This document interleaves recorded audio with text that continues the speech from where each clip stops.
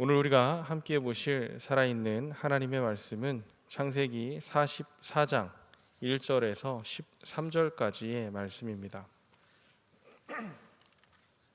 구약성경 창세기 44장 1절에서 13절까지 살아있는 하나님의 말씀을 우리가 함께 받들어 읽겠습니다.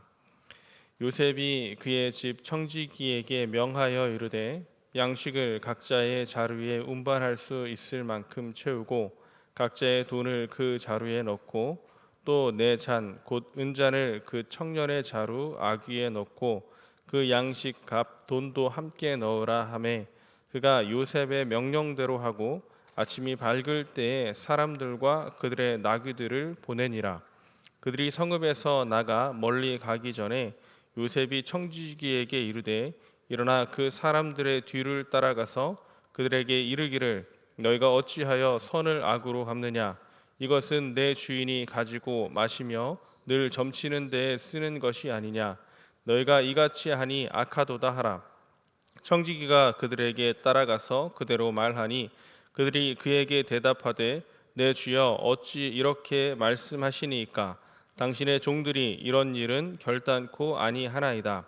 우리 자루에 있던 돈도 우리가 가나안 땅에서부터 당신에게로 가져왔거늘 우리가 어찌 당신의 주인의 집에서 은금을 도둑질하리이까.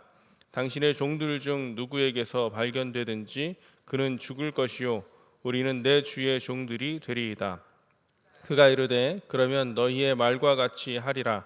그것이 누구에서든지 발견되면 그는 내게 종이 될 것이요 너희는 죄가 없으리라. 그들이 각각 급히 자루를 땅에 내려놓고 자루를 각기 푸니 그가 나이 많은 자에서부터 시작하여 나이 적은 자에게까지 조사하매 그 잔이 베냐민의 자루에서 발견된지라. 그들이 옷을 찢고 각기 짐을 나귀에 싣고 성으로 돌아가니라. 아멘. 요셉이 형들과 그 동생 베냐민을 조용히 보내주는지 알았더니 한 계략을 짜서 지금 형들과 동생을 난처하게 만들고 있습니다. 요셉이 형들을 잘 먹이고 베풀어주고 집으로 돌아가게 했는데 그 청지기를 시켜서 은잔을 몰래 숨겨놓은 겁니다. 그래서 형들을 또 동생을 왜 이렇게 곤란하게 할까라고 생각하면서 왜 그랬을까 생각해 한번 보았습니다. 첫째로는 요셉이 아마 자기 친어머니의 동생인 베냐민을 곁에 두고 싶진 않았을까 하는 생각을 해보게 되었습니다. 시므온을 붙잡아 놓고 막내 동생 데려오라라고 요셉이 처음 형들을 만났을 때 이야기했던 것처럼 요셉은 아마 자기의 그 친어머니의 그 혈육이었던 친동생 베냐민의 그 생사가 궁금했을 것이고 베냐민이 자기처럼 혹시 형제들에게 구박받고 살진 않나 하는 생각을 했을 것 같습니다. 그리고 또 다른 하나는 형들이 정말로 변화됐을까라고 하는 생각에 형들의 모습을 시험하기 위해서였을 것 같습니다. 그런데 요셉의 이런 시험은 계획대로 착착 진행이 되었습니다. 요셉이 베냐민을 어떻게 형들이 대하는지 보기 위해서 요셉은 자신이 경험했던 것을 베냐민에게 그대로 베냐민과 형제들에게 보여주었습니다. 그중에 하나가 무엇이냐면 베냐민이 앉아서 같이 식사할 때에 다른 형제들과 다르게 5배나 많은 음식을 베냐민에게 베풀어 준 것입니다. 예전 같으면 형들이 자신들과 다른 처우에 시기하고 질투하는 모습으로 요셉을 대하였었는데 이 어린 동생 베냐민은 어떻게 대하나 하고 살펴본 것입니다. 베냐민이 좀 더 좋은 대접을 받았던 것은요, 그 요셉과 형제가 함께 있었던 자리에서만은 아니었습니다. 요셉과 형제들 함께 있을 때뿐만 아니라 베냐민은 아버지와 함께 있을 때도 요셉보다 어쩌면 더 극진한 대우를 형제들 사이에서 받았을 것 같습니다. 왜 어디에서 그걸 생각해 볼 수 있냐면 분명히 둘째 아들 시므온이 잡혀 있는데 그 아들 야곱이 베냐민 죽을까 봐 다시 보내지 않는 모습을 보면서 그것을 우리는 알 수 있습니다. 첫째 부인에게서 태어났던 루벤, 둘째 아들 시므온이 있는데 시므온을 요셉이 잡아두고 형제들을 돌려보냈습니다. 그러면서 막내 동생 데려오라라고 했는데 아버지에게 음식도 떨어지고 막내 동생 데려가야 시므온 살릴 수 있다라고 이야기하는데도 아버지는 절대 베냐민은 못 데려간다라고 하면서 안 보내려고 했습니다. 그런데 결국 가뭄이 너무 심해서 온 가족이 살려면 어쩔 수 없이 베냐민을 데려가야 하는 상황이 됐을 때 그제서야 야곱은 베냐민을 보냅니다. 그만큼 다른 아들과 바꿀 수 없는 아들이 바로 야곱에겐 베냐민이었음을 형제들에게 그대로 보여주고 있었습니다. 그런 상황에 요셉이 또 베냐민에게 5배나 많은 음식을 베풀어 놓았을 때 형제들이 보였던 반응은 어땠을까요? 형제들이 옆에서 그래 막내 동생 많이 먹어 라고 했을까요? 아니면 야 쟤는 집에서건 밖에서건 특별 대우 받는 게 여전하네 라고 했을까요? 형제들이 어떤 모습을 보였을지는 오늘 우리 함께 보았던 13절의 말씀에서 베냐민이 요셉과는 좀 다른 상황이었을 수도 있겠다라고 하는 걸 우리는 생각해 봅니다. 우리 10절에 보면 요셉이 보낸 청지기가 이렇게 이야기합니다. 그것이 누구에게서든지 발견되면 그는 내게 종이 될 것이요 너희는 죄가 없으리라 라고 합니다.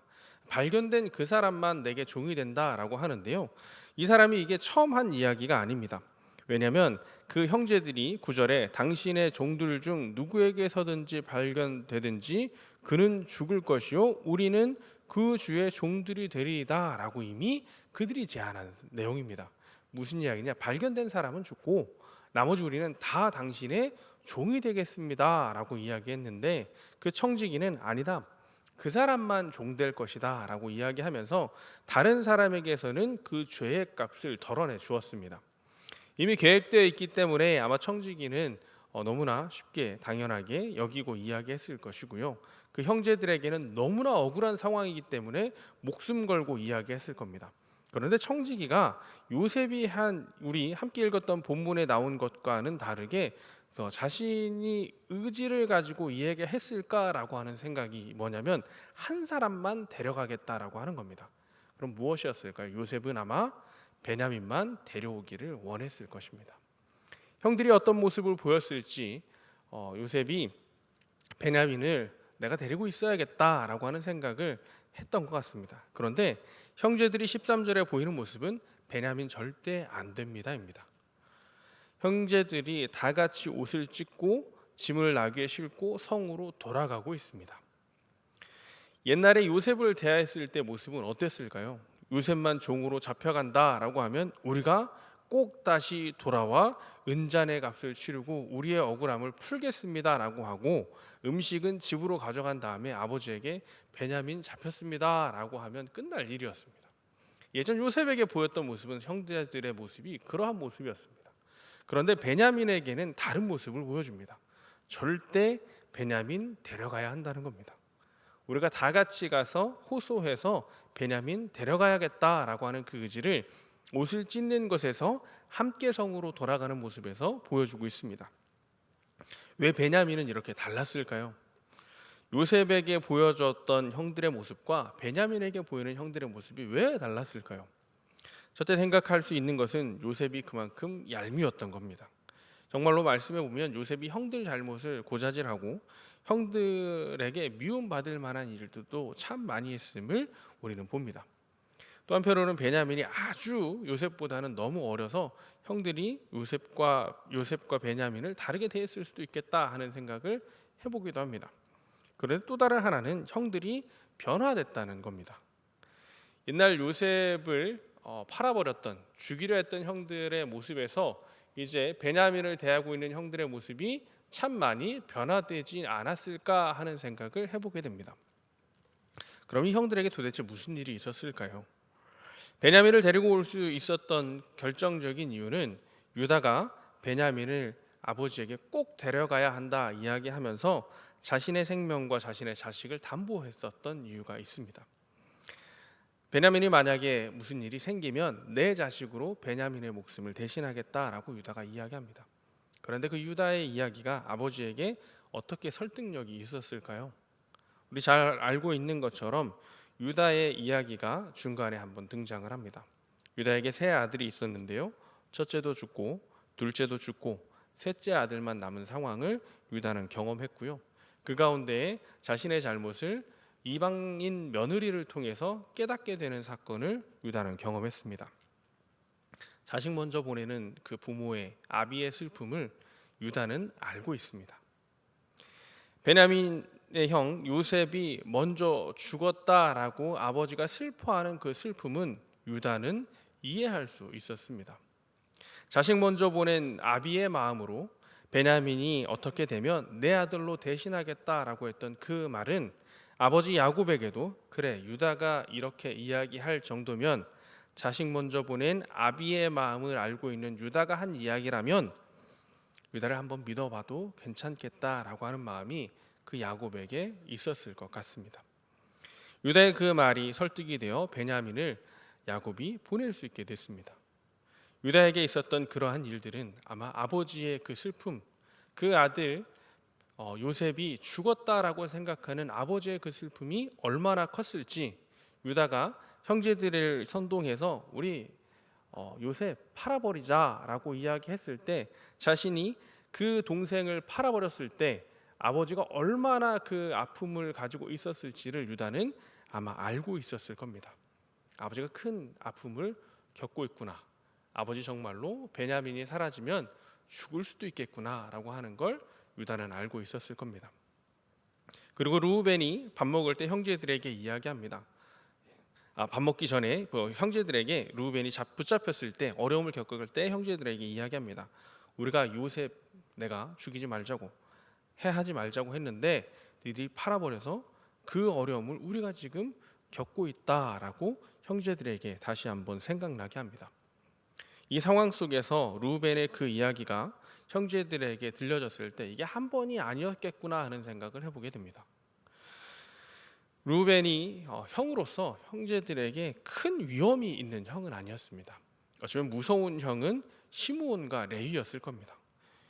요셉도 르우벤을 붙잡은 게 아니고요. 둘째 형 시므온을 붙잡아 놓습니다. 아마 형제들에게 칼 들고 온 동네를 다니면서 한 마을을 남자들을 멸하게 했던 시므온과 레위가 참 무서운 형이었을 텐데 그 형들이 아버지에게 또 인정받지 못하고 어쩌면 유다가 그 형으로서 인정받는 형이었을 수도 있을 것 같습니다. 그런데 그 르우벤의 한마디는 형제들의 마음을 분명하게 칼로 찌르듯이 찌르는 한마디였을 겁니다. 그런데 그 한마디가 단순히 그때의 한마디가 아니고 르우벤은 아마 계속해서 반복해서 그 이야기를 했을 것 같습니다. 르우벤이 아버지의 침상을 더럽힌 아들이었는데요. 그 아버지의 침상을 더럽힌 사람의 그 심리 상태를 생각해 보면 사실 자기 어렸을 때 자기 돌봐주던 사람입니다.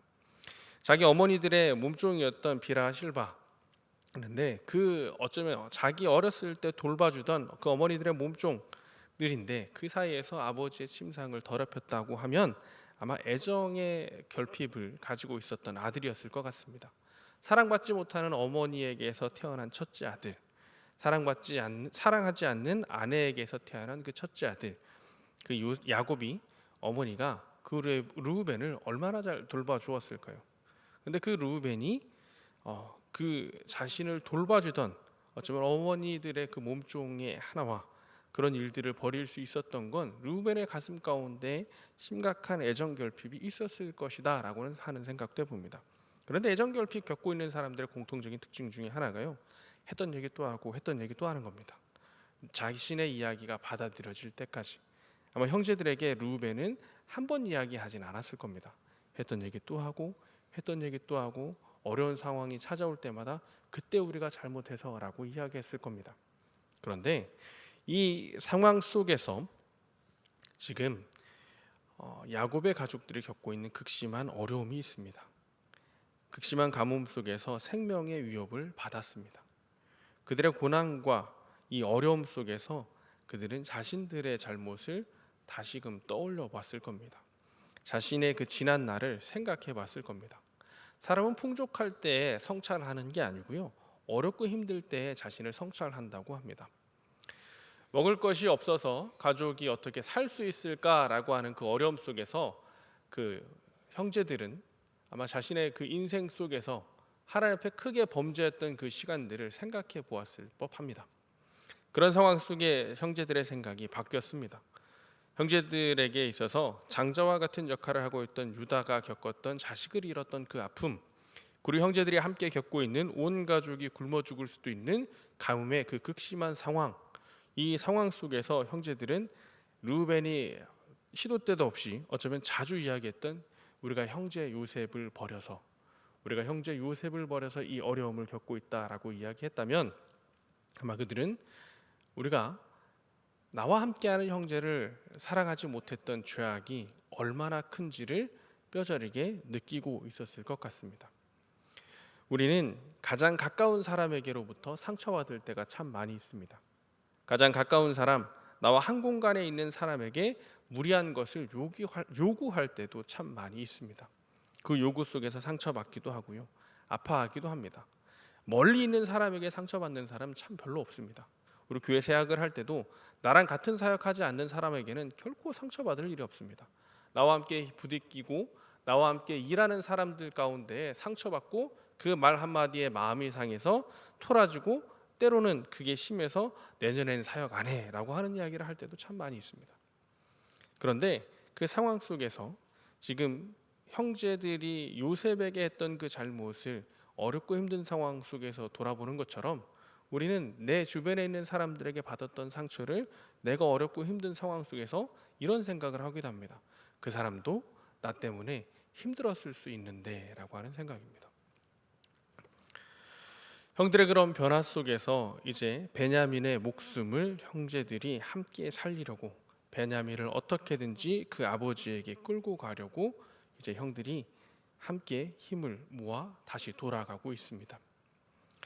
우리가 누군가에게 위로가 되고 격려가 될 수 있는 것은요, 그 자리에 함께 있는 것이고요, 내가 너와 함께 있다라고 하는 그 한마디가 위로가 격려가 되기도 합니다.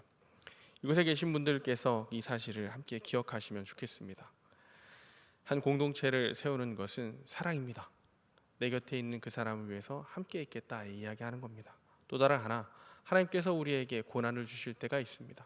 그런데 그때 하나님 주시는 그 고난 속에서 어렵고 힘들다 원망하고 불평하기보다는 그 자리에서 하나님이 고난을 통해서 나에게 무엇을 깨닫게 하시려 하는가, 내 주변에 혹시 나와 같은 고난을 겪고 있는 사람에게 내가 지금 사랑을 전해야 하는 상황은 아닌가라고 한번 돌아보실 수 있기를 원합니다. 그 형제가 변하는 상황 속에 어렵고 힘든 고난의 시간이 있었던 것처럼, 우리가 겪고 있는 고난의 상황 속에 하나님은 우리가 변화되기를, 우리가 또 다른 모습으로 내 주변에 있는 형제 자매를 사랑하기를 원하실 수도 있습니다. 우리가 그 하나님의 뜻을 기억하면서 오늘 말씀 안에 변화된 그 형제들의 모습을 잊지 않고 오늘 하루를 살아갈 수 있었으면 좋겠습니다.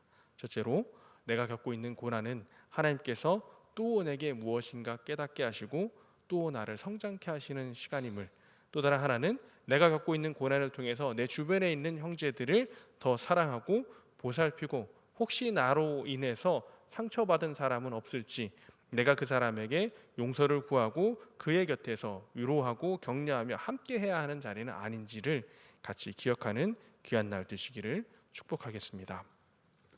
우리 찬송가